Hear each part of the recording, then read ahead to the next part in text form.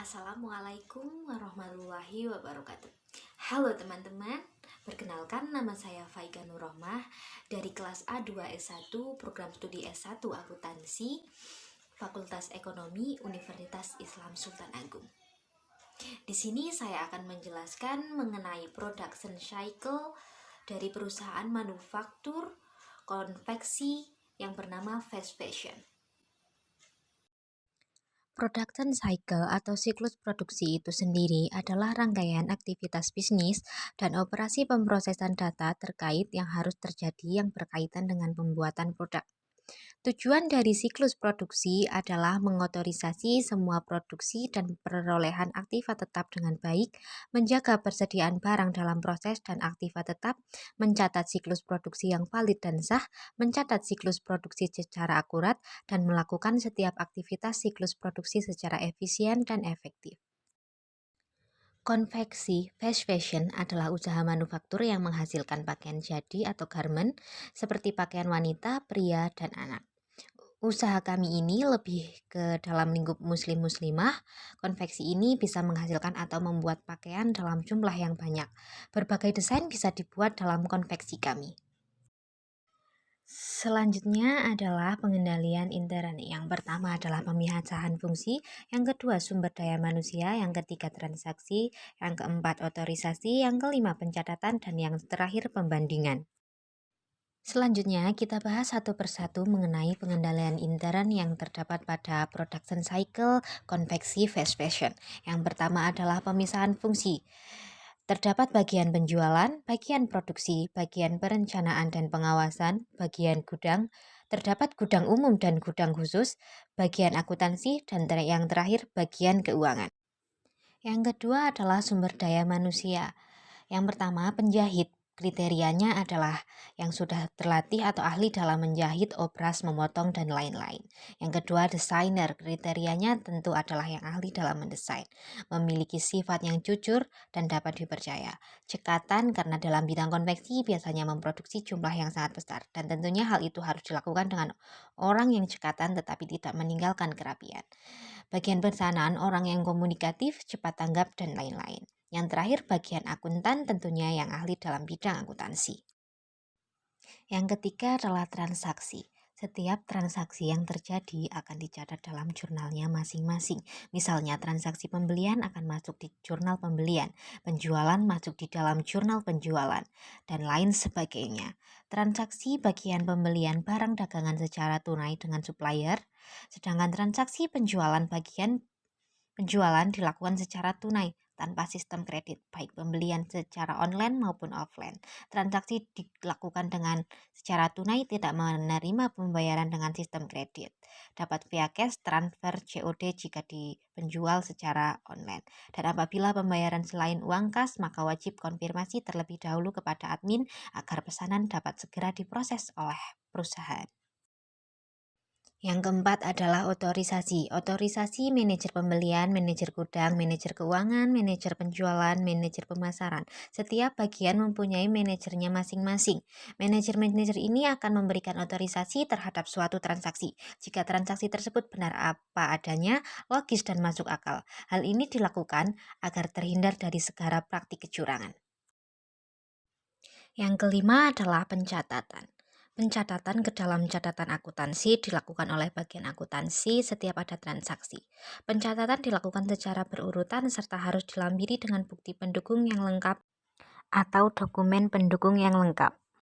Yang keenam atau yang terakhir adalah pembandingan. Yang pertama, jika tingkat peningkatan permintaan pada bulan Ramadan dan Idul Fitri naik dibandingkan bulan-bulan biasanya, maka jumlah bahan baku akan naik dan otomatis persediaan ditambah. Dan biaya operasional perusahaan juga akan naik. Pada bulan Ramadan akan terjadi penambahan tenaga kerja sehingga otomatis biaya tenaga kerja juga ikut naik. Dan gaji karyawan pun akan meningkat karena hal tersebut. Yang kedua, pembandingan omset yang terjadi di bulan Ramadan dengan bulan biasanya diharapkan akan mengalami kenaikan minimal 2 kali lipat. Kemudian terdapat formulir dokumen.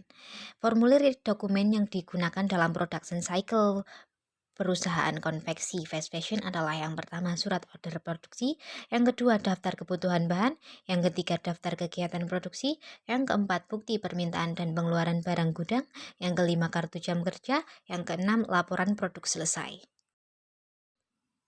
Selanjutnya saya akan membahas prosedur production cycle usaha konveksi fast fashion. Saya akan membahas proses pengadaan bahan baku. Yang pertama adalah permintaan pembelian. Bagian gudang produksi membuat surat permintaan pembelian 2 rangkap. Kemudian surat permintaan pembelian rangkap pertama diberikan ke bagian pembelian. Untuk surat permintaan pembelian rangkap kedua diarsipkan. Yang kedua adalah proses pembelian. Bagian pembelian menerima surat permintaan pembelian rangkap pertama dari bagian gudang produksi, kemudian bagian pembelian membuat PO 4 rangkap dan diotorisasi oleh manajer pembelian, kemudian PO rangkap pertama diberikan kepada bagian supplier, PO rangkap kedua dan ketiga diberikan kepada bagian penerimaan barang, dan PO rangkap keempat diarsipkan. Yang ketiga, proses pemenuhan pesanan. Bagian supplier menerima PO rangkap pertama dari bagian pembelian. Bagian supplier mengecek apakah yang dipesan oleh bagian pembelian tersedia atau tidak. Jika tidak tersedia, bagian supplier akan memberikan konfirmasi ke bagian pembelian bahwa pesanan yang dipinta bagian pembelian tidak tersedia. Jika tersedia, bagian supplier akan memberikan konfirmasi ke bagian pembelian bahwa pesanan tersedia dan akan diproses. Kemudian bagian supplier dan mempersiapkan bahan baku, membuat invoice 2 rangkap dan LPB 2 rangkap. Bagian supplier mengirimkan bahan baku, invoice, dan LPB rangkap pertama ke bagian penerimaan barang. Untuk PO, invoice rangkap kedua, dan LPB rangkap kedua diarsipkan. Yang keempat adalah proses penerimaan barang. Bagian penerimaan barang menerima bahan baku beserta invoice rangkap pertama dan LPB rangkap pertama dari supplier, kemudian menerima PO rangkap kedua dan ketiga dari bagian pembelian. Bagian penerimaan barang mengecek bahan baku, kemudian memberikan bahan baku dan PO rangkap kedua ke bagian gudang produksi, memberikan LPB rangkap pertama dan invoice rangkap pertama ke bagian keuangan. Yang kelima, pembayaran. Untuk pembayarannya, bagian keuangan menerima invoice dan LPB rangkap pertama dari bagian penerimaan barang, kemudian melakukan pembayaran via transfer ke supplier dan memberikan bukti transfer rangkap pertama ke bagian supplier. Untuk bukti transfer rangkap kedua diarsipkan. Bagian supplier menerima bukti transfer dari bagian keuangan, kemudian buat faktur lunas 2 rangkap. Faktur lunas rangkap pertama diberikan ke bagian keuangan dan yang lainnya diarsipkan. Kemudian bagian keuangan menerima faktur lunas rangkap pertama dari bagian supplier dan memberikan faktur lunas dan LPB rangkap pertama ke bagian akuntansi. Dan langkah yang terakhir adalah pencatatan. Bagian akuntansi menerima faktur lunas dan LPB dari bagian keuangan. Bagian akuntansi melakukan pencatatan untuk faktur lunas dan LPB diarsipkan. Sekian yang dapat saya sampaikan penjelasan mengenai konsep SIA production cycle pada perusahaan manufaktur dalam bidang konveksi fast fashion. Semoga apa yang saya sampaikan bisa bermanfaat untuk sesama. Sekian dan terima kasih. Wassalamualaikum warahmatullahi wabarakatuh.